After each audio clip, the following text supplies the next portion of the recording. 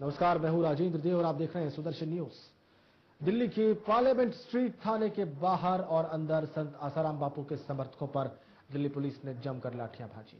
यहां तक कि दिल्ली पुलिस ने महिला और बच्चों को भी नहीं बख्शा, जिसके चलते कई समर्थक गंभीर रूप से जख्मी हुए हैं। जबकि दूसरी ओर मामले को लगातार कवर कर रहे सुदर्शन न्यूज के संवाददाता के साथ दिल्ली पुलिस ने बदसलूकी की और कवरेज को रोकने का भी असफल प्रयास किया है। जबकि दूसरी ओर थाने में बंद बापू के समर्थकों के लिए पीने के पानी की सप्लाई और टॉयलेट जैसी सुविधाओं को भी बंद कर दिया गया है, ऐसी रिपोर्ट्स हमें मिल रही हैं। और ऐसे में अब सवाल ये खड़ा होता है कि आखिर दिल्ली पुलिस क्या सभी नियम कानूनों को भूल चुकी है? दिल्ली पुलिस ने हमें बताया कि सारे डिटेन्ड समर्थकों को उन्होंने छोड़ दिया है, जिन्हें भी उन्होंने हिरासत में लिया था।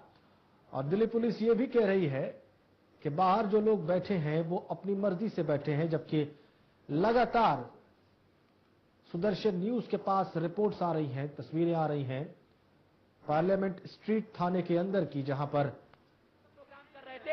यहाँ पे सीनियर अधिकारी आपके कैमरे के सामने है। मैं अपने कैमरा में से जूम करके दिखाएं। बिल्कुल सीनियर अधिकारी आपके कैमरे के हम लाइव यहाँ पे प्रोग्राम कर रहे थे।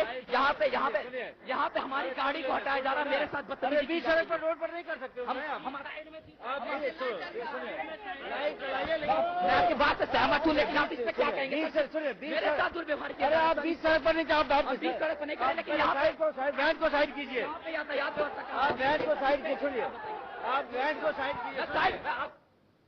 तो देखा आपने, पुलिस लगातार कवरेज को अप्रत्यक्ष रूप से रोकने की कोशिश कर रही थी, ये कहकर कि गाड़ी को बीच सड़क में आपने पार किया। इस एक्सक्यूज के साथ वहां से रिपोर्टर को, हमारे संवाददाता गौरव मिश्रा को हटाने की कोशिश की गई। दिल्ली पुलिस का यह भी कहना है कि थाने के अंदर अब कोई भी नहीं है, किसी को भी हिरासत में नहीं रखा गया है, कोई भी आसाराम बापू का समर्थक डिटेन नहीं किया गया है। जबकि सच्चाई यह है कि अभी भी 1000-2000 के तकरीबन समर्थक हिरासत में रखे गए हैं पार्लियामेंट स्ट्रीट थाने के भीतर।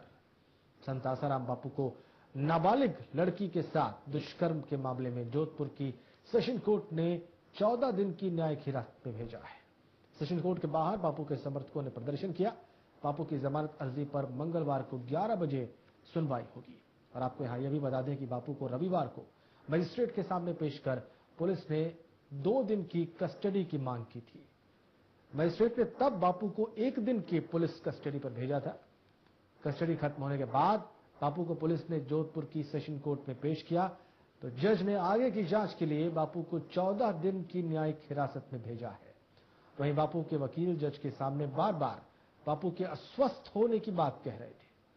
वकील ने मांग की थी कि बापू को जेल की बजाय अस्पताल में रखा जाए। वकील ने जज की मांग को खारिज करते हुए आसाराम बापू को 14 दिन की न्यायिक हिरासत में भेज दिया है। कोर्स ऑफ लॉ ले रहे हैं and will be filing bail application for Bapu ji today. Whenever he is produced before the court, when he will be remanded to judicial custody, will be filing his bail application. लेकिन आज investigating agency ने 14 दिन का judicial remand मांगा और दे दिया गया है। और उसके बाद हमने ये अपना मेडिकल की रिक्वेस्ट करी और केस डायरी साइन करने की करी रिक्वेस्ट, तो उसको मान लिया कोर्ट ने। और उसके बाद हमने बेल एप्लीकेशन मूव करी, जो कल के लिए 11 बजे के लिए आ रही है। और आर्गुमेंट्स कल होगी। मेरे साथ जगवान सिंह चौधरी जी हैं, सीनियर एडवोकेट है यहाँ के। ये विकास पावा जी हैं, हाई कोर्ट से आए हैं दिल्ली से। मेरी पूरी टीम यहाँ सारी है, सारे वहीं थे। बहरहाल हमारे संवाददाता जब दिल्ली में पार्लियामेंट स्ट्रीट थाने के बाहर पहुंचे तो उन्होंने जो कुछ देखा इस रिपोर्ट के जरिए आपको दिखाते हैं। सबसे बड़ा जो इनकी चिंता है, सबसे बड़ी जो चिंता इनकी यही है कि यहाँ पर महिला पुलिस कांस्टेबल नदारत हैं। भला इतने बड़े पैमाने पर जो महिलाओं का यहाँ पे जत्था आया हुआ है, अगर गिरफ्तारी होती है तो किस भेद पे गिरफ्तारी करते हैं? अगर 4 बार गर्ल को पकड़ना होता है, वहाँ पर 10 महिला पुलिसकर्मी जाती हैं, लेकिन यहाँ पर 4000 की संख्या है, 1 महिला पुलिसकर्मी नहीं मौजूद है। उसी विषय पर मैं बात करता हूँ। अगर बात करूँ सुरक्षा को लेकर के, आपको क्या चिंता? रात 11 बज रही है, अगर गिरफ्तारी होती है, आपने बताया कि महिला पुलिस कांस्टेबल नहीं है। हाँ, यहाँ पे एक भी महिला नहीं है, सारे जो भी हैं साधक अंदर हैं, लेकिन उनके साथ पुलिस वाली एक भी लेडीज नहीं है। एक्चुअली हमें बहुत टेंशन हो रही है कि लेडीज के साथ ये कैसे बिहेव कर रहे हैं। ये हाथ पकड़ के हमें बाहर खींच रहे हैं, लाइटें बंद करके इसके खींचे में बाहर निकाला जा रहा है। ये कहाँ का कानून है? ये देखना चाहिए इसको कानून को कि कैसा कानून चल रही है। ये बापूजी पे धारा लगाते हैं, इन पे धारा नहीं लगनी चाहिए। ये ऐसा दुष्व्यवहार कर रहे हैं हमारे साथ, देखना चाहिए इन लोगों को कैसा कानून चला रही है गवर्नमेंट। लाठीचार्ज जब किया गया, आप खड़े हो जाइए। लाठीचार्ज जब किया गया उस वक्त का मुझे बताइएगा कि क्या माहौल था। बताया जा रहा था कि आप लोग खाना खा रहे थे, खाना खाते समय लाइटें जलाई जा रही थी, वो आश्रम का खाना था। उस समय का माहौल जानना चाहूंगा मैं।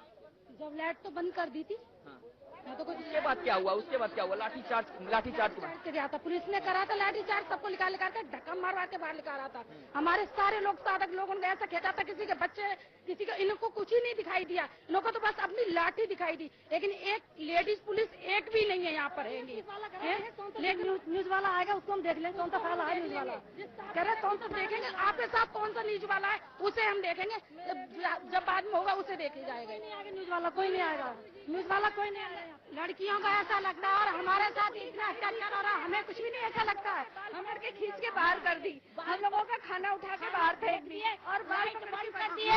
झोटा पकड़े और लाठ से खड़े तो जल्दी बाहर निकलो, और नहीं तो मानेगा। फिर भी लाठ उन्होंने चला ही दी है, चला के बाल उठा के किसी को साड़ी खींच के इन्होंने इस तरह हम लोगों के साथ व्यवहार किया है।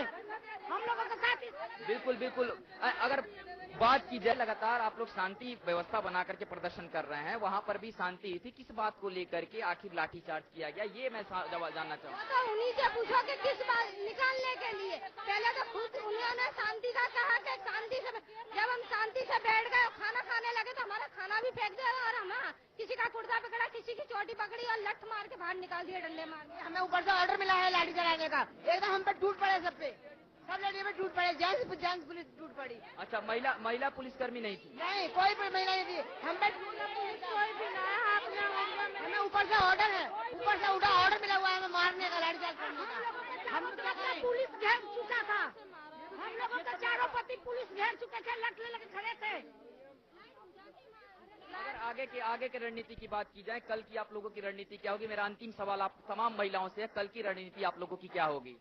ज्यादा से ज्यादा लोगों में खड़े होंगे और हमें जेल में, हमारे बापूजी को छोड़े नहीं, हम जब त्याग देंगे, हम यहीं पर रहेंगे, मरेंगे। जब तक हमारे बापूजी को रिहा नहीं करेंगे तब तक हम ऐसे ही अपनी जान तिलकते रहेंगे, ऐसी रैलियां निकालते रहेंगे, ऐसी जेल भरते रहेंगे और इनसे बराबर भिड़ते रहेंगे। जब तक हमारे अंदर है तो हम भूखे, हम भी भूखे नहीं हैं। बापू को रिहा नहीं करेंगे, हम मरने से भी नहीं डरेंगे, नहीं डरेंगे, नहीं डरेंगे। बिल्कुल, निश्चित तौर पे कहीं ना कहीं जो ये आंदोलन है अभी तक तो बहुत ही शांतिपूर्वक चल रहा था। और जैसा कि आज हमने शाम को मंच से सुना था कि कहीं ना कहीं हम आक्रोश भी दिखा सकते हैं, हम वो सेवक हैं, अगर हम ताली बजाना जानते हैं तो हाथ चलाना भी जानते हैं। तो कहीं ना कहीं अगर सुरक्षा व्यवस्था की बात की जाए, सुरक्षा व्यवस्था अपने जगह पे, लेकिन अगर बात की जाए थाने में गिरफ्तारी के बाद से लाठीचार्ज जो की गई है उससे ये समर्थक काफी नाराज है। उससे भी सबसे अहम पहलू ये है कि मौके पे महिला कांस्टेबल नदारत थी, लाइट बंद करके इनके ऊपर जबरन लाठीचार्ज किया गया। फिलहाल यह आंदोलन की दशा और दिशा किस स्तर तक जारी है, कहां तक जाएगी, ये हम आपको आगे भी बताते रहेंगे। कैमरामैन मनीष मिश्रा के साथ गौरव मिश्रा, सुदर्शन न्यूज, दिल्ली। बिल्कुल, इस मामले से जुड़ी हर एक अपडेट हम आप तक पहुंचाते रहेंगे। जोधपुर में आसाराम बापू के समर्थकों पर जोधपुर पुलिस ने जमकर लाठियां बाजी और बापू के समर्थकों को दौड़ा दौड़ा कर पीटा। आपको बता दें कि सोमवार को जब आसाराम बापू को जोधपुर की अदालत ने 14 दिनों के लिए न्यायिक हिरासत में भेजा तो बापू के समर्थक गिरफ्तारी के खिलाफ सड़कों पर उतर आए। तभी जोधपुर पुलिस ने बापू के समर्थकों पर लाठियां बरसानी शुरू कर दी। पुलिस ने कई महिलाओं को जबरन पकड़कर जेल में भी बंद किया है। ये जोधपुर का हाल है। तो पूरा देश यहां पर आसाराम बापू के समर्थन में जगह जगह पर प्रदर्शन हो रहे हैं। बापू के समर्थकों का गुस्सा इस वक्त उफान पर है। चाहे जोधपुर की बात की जाए, रायपुर की बात की जाए, जालना की बात की जाए, भुवनेश्वर की बात की जाए, जम्मू की बात की जाए, तस्वीरें आप देख सकते हैं। गुस्सा उफान पर है बापू समर्थकों का।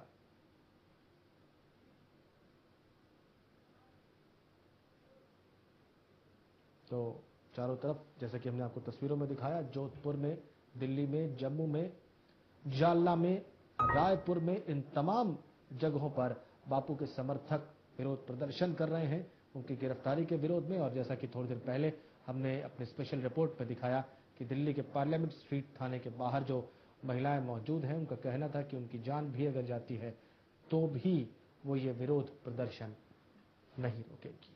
ये स्थिति है, इस तरीके से चीजें आगे बढ़ रही हैं। तो बापू के समर्थन में पूरा देश एकजुट नजर आ रहा है। पूरे देश में बापू के समर्थकों का गुस्सा उफान पर है। महाराष्ट्र हो, छत्तीसगढ़ हो, जम्मू हो, हर जगह, बिहार हो, हर जगह एकजुटता दिखा रहे हैं उनके समर्थक और बापू पर लगे सभी आरोपों को झूठा बता रहे हैं और उनकी रिहाई की भी मांग कर रहे हैं। और इस वजह से उनका कहना है कि विरोध प्रदर्शन नहीं रुकेगा। इधर शिवसेना के वरिष्ठ नेता चंद्रकांत खैरे ने कहा कि बापू बेकसूर हैं और उनका अपमान हिंदुओं का अपमान है। नहीं, आसाराम बापू जी के कई भक्त हैं, कोई भी उनका भक्त हो और कोई किसी साधु संत महंत के खिलाफ ये ऐसी साजिश हिंदू धर्म को मतलब हिंदू धर्म नष्ट करने की ये चालबाजी अंतर्राष्ट्रीय कट और यहाँ के कुछ राजनीति वाले कर रहे हैं। हिंदुत्व के पूरा हिंदुत्व एक नहीं होना, क्योंकि आसाराम बापू लाख लाख लोग उनके प्रवचन के लिए आते हैं, सत्संग के लिए आते हैं, ये किसी को पसंद नहीं है। अभी आसाराम बापू एक 75-80 साल के जितने भी बुजुर्ग हैं उनसे कोई ऐसा कृत्य होगा क्या? लेकिन जानबूझकर इसके पीछे बहुत बड़ी राजनीति है और अपने हिंदू संतों को बदनाम करने की ये सब साजिश हो रही है। इसके पहले भी कई हिंदू संतों के ऊपर ऐसी आज उठाया गया था। कब उठाएंगे? नहीं, मैं तो पार्लियामेंट में मैं कल उठाने वाला हूँ, पार्लियामेंट में उठाऊंगा कल मैं। तो देखा आपने, चंद्रकांत खैरे ने कहा है कि वो इस विषय को पार्लियामेंट में उठाएंगे आज। छोटे से ब्रेक का वक्त है, खबरों का सिलसिला आगे भी जारी है।